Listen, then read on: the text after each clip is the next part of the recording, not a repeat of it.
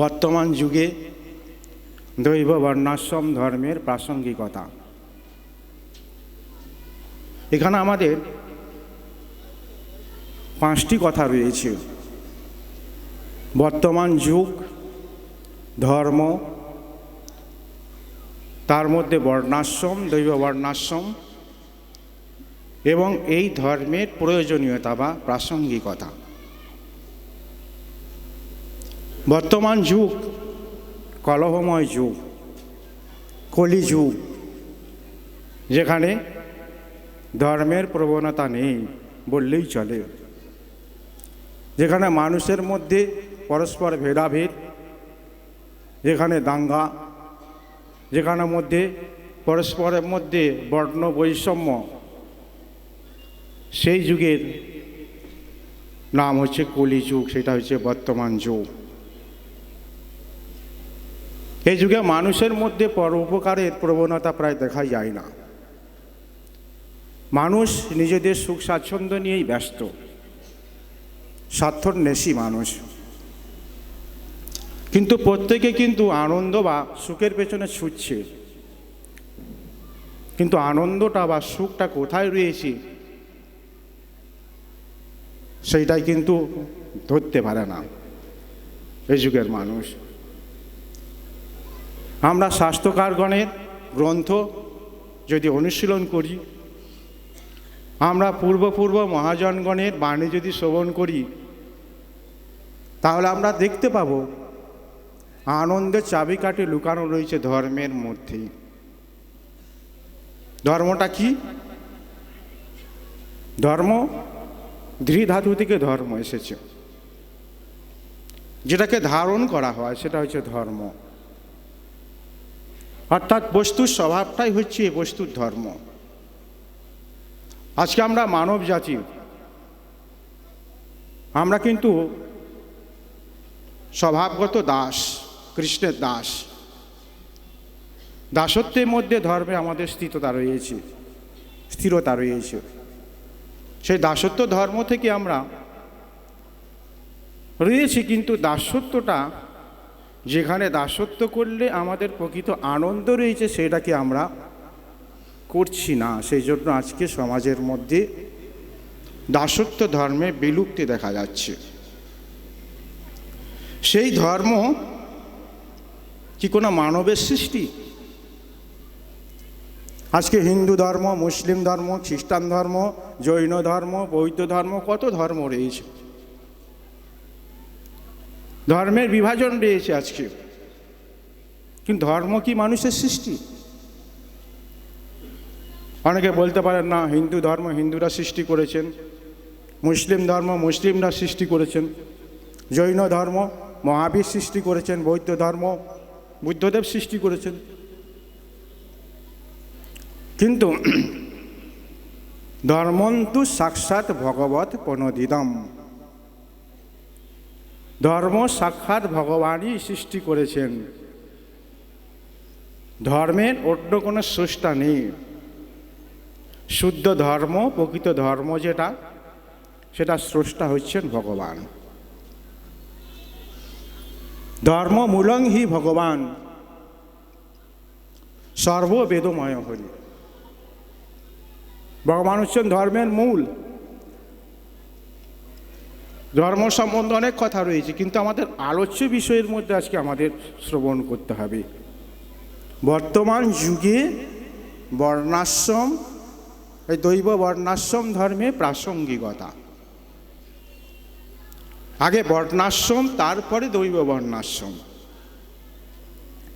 চাতুর্বর্ণং ময়া সৃষ্টং গুণ কর্ম বিভাগস, গীতাতে বলছেন ভগবান 4টি বর্ণ এবং আশ্রমকে গুণ ও কর্মের বিচারে বিভাগ করেছেন। গুণ থেকে স্বভাব এবং কর্ম থেকে অবস্থান। স্বভাব এবং অবস্থান থেকে 4 বর্ণের বিচার রয়েছে।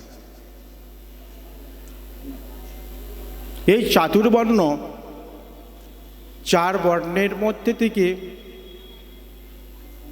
স্বভাব অনুযায়ী ভাগ করছেন ব্রাহ্মণ, ক্ষত্রিয়, বৈশ্য, শূদ্র বা গুণ। আর অবস্থান থেকে ভাগ করছেন ব্রহ্মচর্য, গার্হস্থ্য, বানপ্রস্থ, সন্ন্যাস। ব্রাহ্মণ, ক্ষত্রিয়, বৈশ্য, শূদ্র। ব্রাহ্মণের মধ্যে সেখানে তাদের শিক্ষা এবং ধর্মের প্রবণতা রয়েছে ব্রাহ্মণ স্বভাবের মধ্যে। ক্ষত্রিয় স্বভাবের মধ্যে শৌর্য ও রাজ্য পালনের বিচার রয়েছে। বৈশ্য স্বভাবের মধ্যে কৃষিকাজ, ব্যবসা বাণিজ্য আদির বৃত্তি রয়েছে। আর শূদ্র স্বভাব এই তিন বর্ণের জীবকে বা লোককে সেবা করার বৃত্তি রয়েছে। অপরদিকে আশ্রম দিক দিয়ে ব্রহ্মচারী গুরুগৃহের মধ্যে থেকে সংযমশীলতা, গুরু সেবার প্রবণতা এবং ব্রহ্মচর্য ধারণ করবার ক্ষমতা ব্রহ্মচারীদের মধ্যে রয়েছে। গুরুগৃহের মধ্যে ব্রহ্মচারী জীবন। গার্হস্থ্য ধর্ম, গৃহের মধ্যে বিবাহ বন্ধনের মধ্যে আবদ্ধ থেকে গার্হস্থ্য ধর্ম, গৃহস্থ জীবনকে সুন্দরভাবে পরিচালিত করা। বানপ্রস্থ ধর্ম 50 বছর হয়ে গেলে 50 বছরের পরে আর সংসারের আসক্তি বন্ধন থেকে মুক্ত হয়ে কোনো বর্ণে বা কোনো ধর্মাশ্রয়ের মধ্যে বাস করবার প্রবণতা রয়েছে। সবশেষে সন্ন্যাসটা হচ্ছে পারমহংস ধর্ম। এই সন্ন্যাস ধর্মটা ব্রহ্মচারী ধর্ম অবস্থায় সন্ন্যাস আশ্রমের মধ্যে প্রবেশ করতে পারা যায়।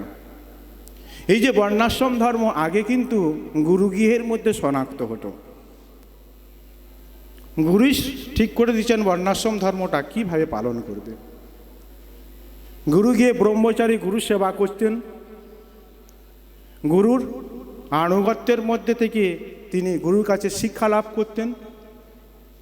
গুরুই সিলেক্ট করে দিতেন যে এ ব্রহ্মচারী অবস্থায় থেকে ভজন করতে পারবে, ঈশ্বর আরাধনা করবে, না এর মধ্যে ভোগের প্রবণতা রয়েছে। যদি ভোগের প্রবণতা থাকে তাহলে গুরুদেব বলছেন যাও তুমি গৃহস্থাশ্রমে গিয়ে সংসার বন্ধনের মধ্যে আবদ্ধ হয়ে তুমি সংসার করো। আর যার মধ্যে ভোগের প্রবণতা নেই, সংসারের মধ্যে বিরক্তি রয়েছে, তাদেরকে সন্ন্যাস আশ্রমের মধ্যে প্রবেশ করাতেন। এই যে বর্ণাশ্রম ধর্মটা সামাজিক ও পারিবারিক জীবনকে সুষ্ঠু এবং সুন্দর করবার জন্যই গঠিত হয়েছে। বর্ণাশ্রম ধর্মের মধ্যে থেকে প্রবৃত্তি মার্গ থেকে নিবৃত্তি মার্গে প্রবেশের পথ এবং সর্বশেষে পারমার্থ জীবনের মধ্যে প্রবেশের পথের কথা বর্ণাশ্রম ধর্মে বিচার রয়েছে। বর্ণাশ্রম ধর্মটা কিন্তু শুদ্ধ ভক্তি নয়, ডাইরেক্ট ভক্তি নয়। ভক্তি জগতে যাবার জন্য একটা সোপান, একটা স্টেপ, একটা মাধ্যম, যে সোপানের মধ্যে থেকে আমরা যে বর্ণাশ্রম ধর্ম থেকে আমরা ঈশ্বর আরাধনা করতে পারি। বর্ণাশ্রম ধর্মটা ঈশ্বর আরাধনার মূল বলা যেতে পারে। যদি বর্ণাশ্রম ধর্মের বহির্ভূত কিছু থাকে তাকে অন্তজ বলা হয়ে থাকে। 4 বর্ণ 4 আশ্রমের বাইরে যারা বর্ণাশ্রম ধর্মকে যারা স্বীকার করেন না তারা অন্তজ শ্রেণী। এই অন্তজ শ্রেণীতে জীবন হচ্ছে উচ্ছৃঙ্খলময় জীবন। উচ্ছৃঙ্খলময় জীবনের মাধ্যমে কখনো মনে স্থিরতা আসতে পারে না। বর্ণাশ্রম ধর্ম জীবনের মধ্যে চিত্তশুদ্ধির বিচার রয়েছে। কেউ যদি ঠিকভাবে বর্ণাশ্রম ধর্ম পালন করে তাহলে তার মনে স্থিরতা আসতে পারে, চিত্তশুদ্ধির একটা স্থিরতা রয়েছে।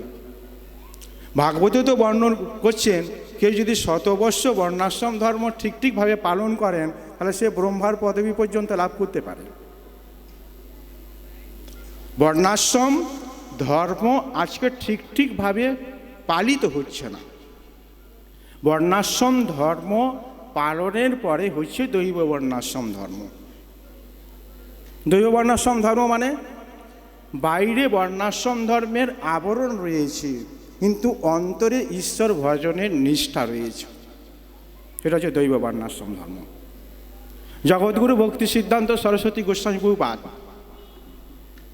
দৈব বর্ণাশ্রম ধর্মের ডেফিনেশন সম্বন্ধে বলছেন, যে স্বভাব ও অবস্থানে স্থিত হয়ে শুদ্ধ সত্য স্বরূপে উপলব্ধি হয়।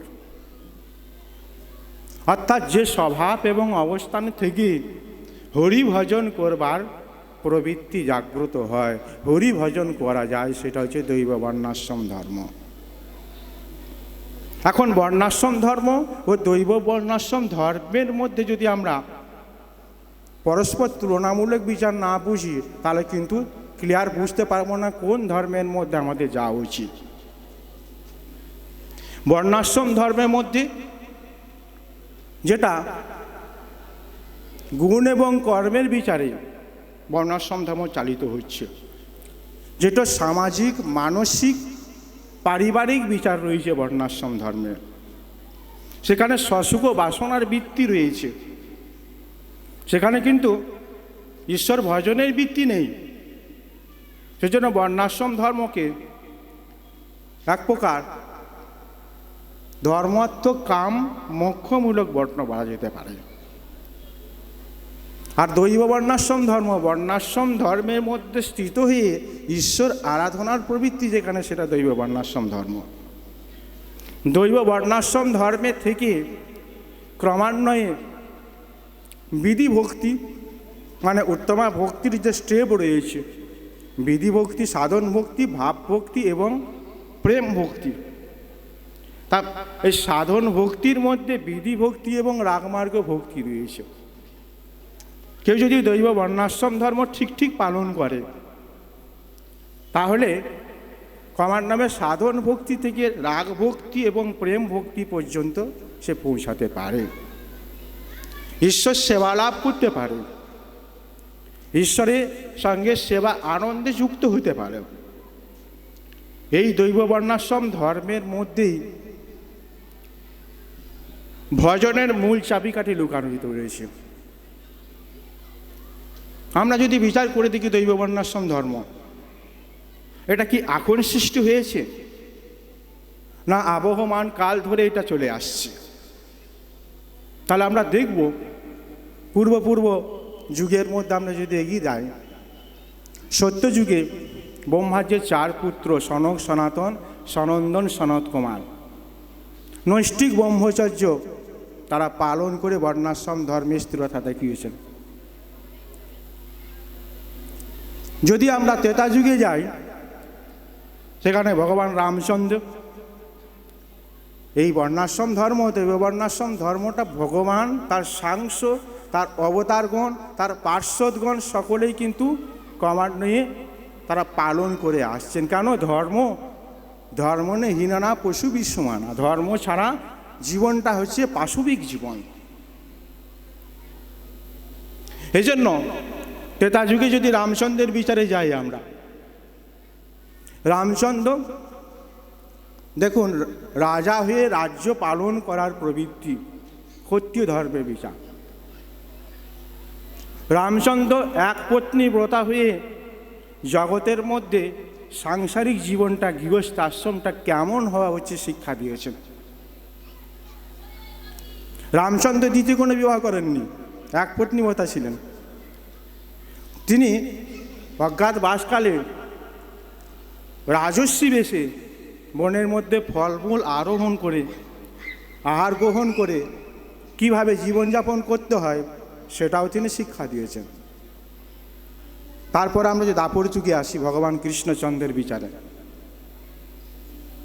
সেখানে ভগবান নিজে গুরুকুলে যে গুরু কাছ থেকে শিক্ষা লাভ করেছেন, গুরুর সেবা করেছেন, কাষ্ঠ আহরণ থেকে শুরু করে গুরুর সমস্ত ইচ্ছা পর্যন্ত পূরণ করেছেন কৃষ্ণ ব্রহ্মচারী অবস্থায়। গৃহস্থ অবস্থায় 16,108 মহিষীকে বিবাহ করে প্রত্যেকের মধ্যে যে সামঞ্জস্য বিচার, সমানভাবে দর্শন বিচার, সমদর্শন বিচার, সেটাকে তিনি দেখিয়েছেন। স্বয়ং ভগবান হয়ে কিন্তু দেখাচ্ছেন দৈব বর্ণাশ্রম ধর্মের বিচারটা। বর্ণাশ্রম ধর্ম তো ভগবানের নিজেই সৃষ্টি, আর তিনি যদি আচরণ করে না দেখান, জগতের লোক শিখবে কী করে? তারপরে আমরা আসি কলিযুগের। কলিযুগে স্বয়ং চৈতন্য মহাপ্রভু, তিনি ব্রাহ্মণ সন্তান হয়ে যে পূজা অর্চন, যে শাস্ত্র অধ্যয়ন ব্যক্তি, এগুলো তিনি করেছেন। তিনি বাল্যকালে বাল্য লীলাদি করেছেন সেখানে মধ্যে।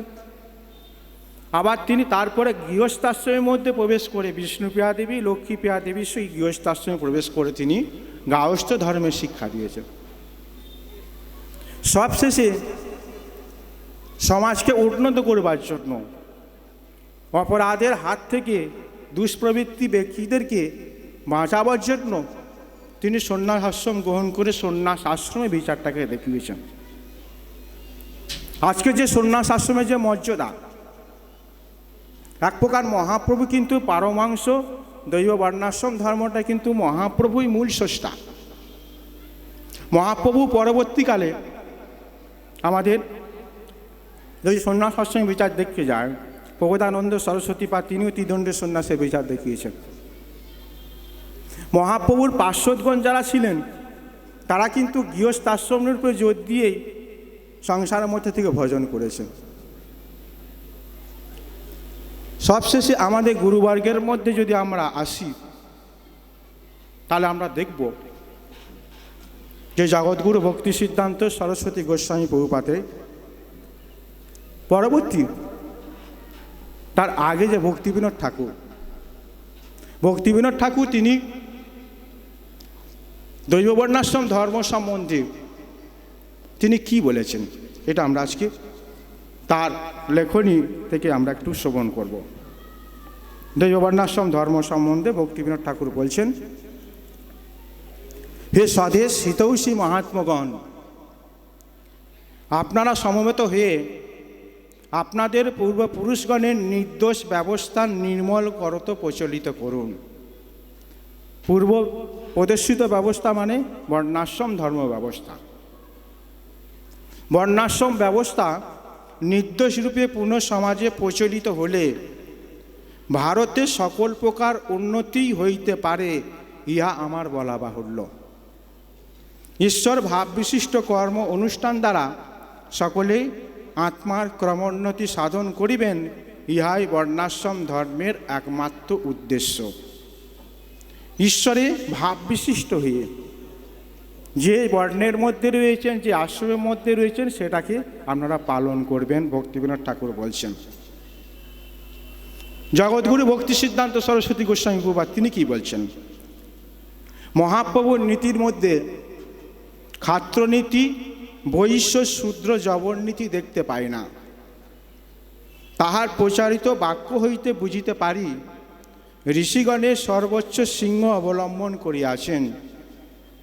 আমরাও সেই পথ অনুসরণে ব্রহ্মনীতি ভাগবত ধর্ম অবলম্বন করিব, প্রভুপাদ বলেছেন।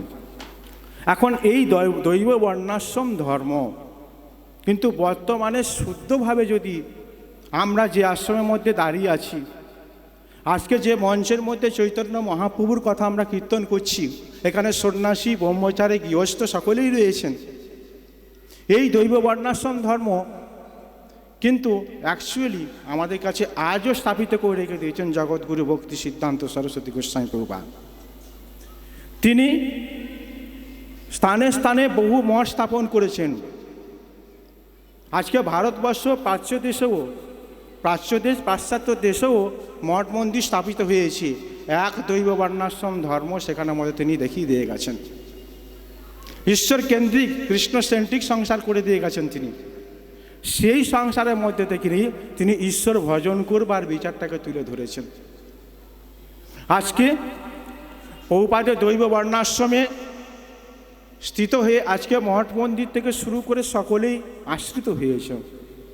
তিনি কেবল কি দৈব বর্ণাশ্রম স্থাপন করবার জন্য মঠ মন্দির স্থাপন করেছেন তা নয়, তিনি প্রত্যেকটি গৃহের মধ্যে থেকে দৈব বর্ণাশ্রম ধর্ম সৃষ্টি করে গেছেন।